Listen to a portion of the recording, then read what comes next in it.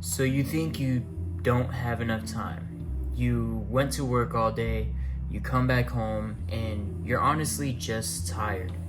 You don't want to deal with anybody around you. If you're married, she starts to get annoying after a while. If you're living with your mom, you can't handle sitting down and just having a conversation with her because you're too tired, right? Um, and being in the Marine Corps now, being in the military, where pretty much having time almost doesn't exist during the weekdays, I have learned to appreciate the time that I used to have and the time I have now more than ever. In this video, I'm going to give you guys some insane sauce on how to free up time and how to be more productive in your day, even if you have like that full 40 to 60 hour work week or that full college life. Even high schoolers do. I know those guys be busy too, but yeah, make sure to get some notes out. Make sure to watch this video multiple times. Make sure to subscribe, guys. I've worked really hard on these videos. I'd love to get some progress on it if you guys like the channel. You know, I have so much videos, but let's get right into it.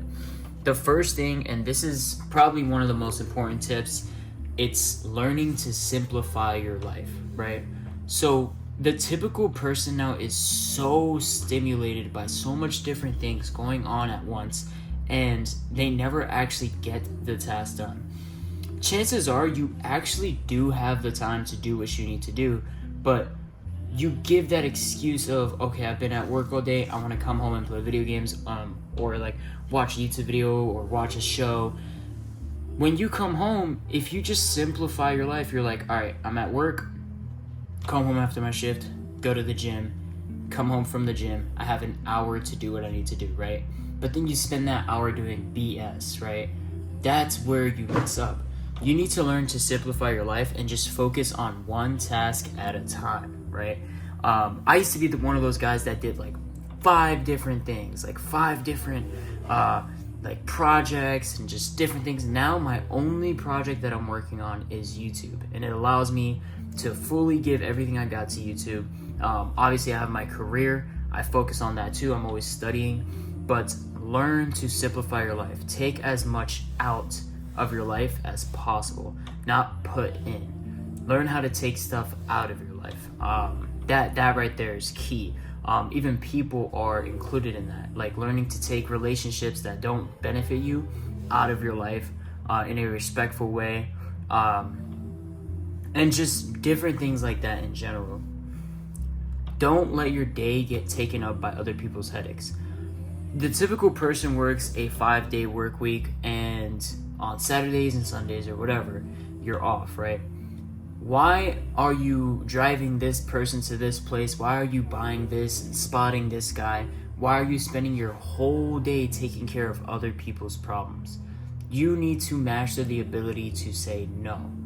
Learning to say no is probably one of the craziest additions I've had into my life. Like, you don't have to say no. You can just be like, hey man, I can't do that right now. I've got this, and this going on. Hey, but my time frees up at this time. I could take care of it then. If they can't, accommodate to your time, then they probably shouldn't be, asking you in the first place. And if they get mad, then that's their problem because they asked you for the favor. So, you have the ability to say no.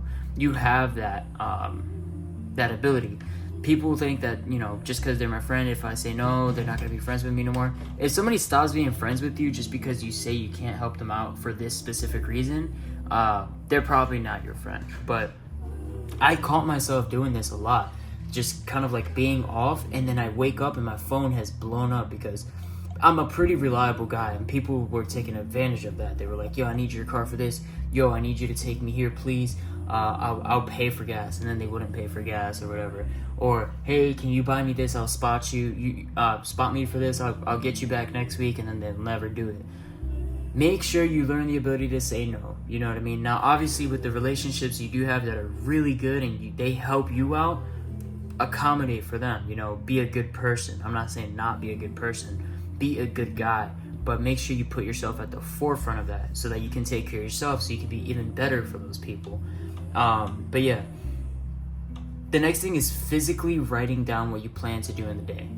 What do you physically need to get done? I write it down. I have my little script right here. I've got my to-do list over here. Like, I've got all of this stuff built out for me, and I have my notepad right here. I physically write down what I need to do, because when it's physically written down and you can physically delete it or cross it out, I recommend the notepad. It's even better.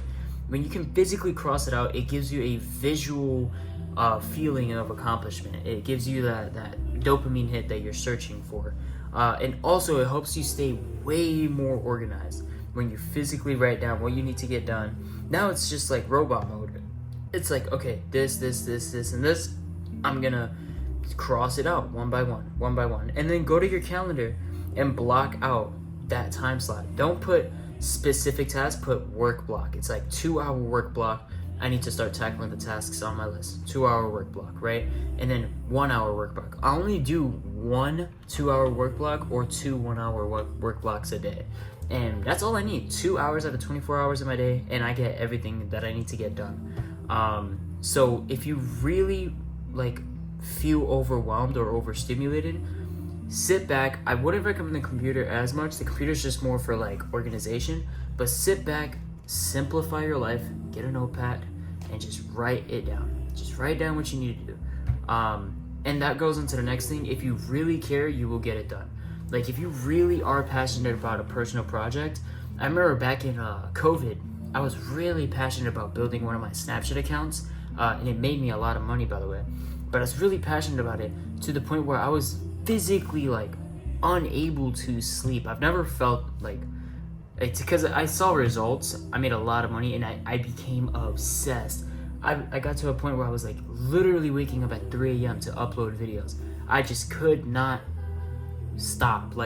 That's how you need to feel about your projects, right? My YouTube channel, that's how I feel about it. I am just absolutely dialed in with it. I don't want to do anything else but work on my YouTube channel.